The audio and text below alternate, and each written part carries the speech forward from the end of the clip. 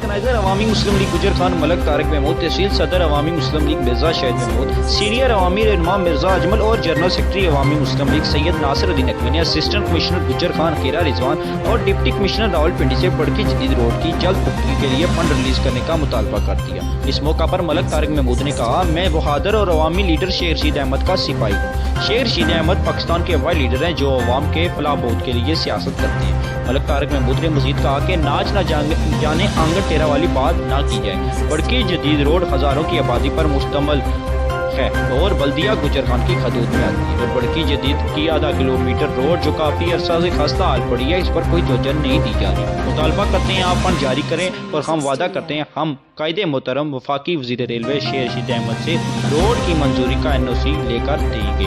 اس موقع پر ملک طارق محمود نے کہا، MNA شیخ راشد شفیق پارلیمانی سیکرٹری اینٹی نارکوٹکس عوام خدمت کا جذبہ رکھتے ہیں، وہ بھی بڑکی جدید روڈ کی پختگی کے لیے بھرپور تعاون کر رہے ہیں۔ ملک طارق محمود نے مزید کہا کہ گزشتہ روز ہونے والی بلدیہ گجر خان میں ڈپٹی کمشنر راولپنڈی کی کھلی کچہری عوامی مسلم لیگ کے عہدیداران کو دعوت نہ دے کر نظر انداز کیا گیا۔ اس سے ثابت ہوتا ہے کہ عوامی مسلم لیگ کے عہدیداران کی گجر خان میں کوئی حیثیت حاصل نہیں ہے۔ ملک طارق محمود نے مزید کہا کہ اگر آئندہ ایسا کیا گیا تو گجر خان میں کوئی کھلی کچہری نہیں ہوگی۔ فیصل نذیر، SP نیوز، گجر خان۔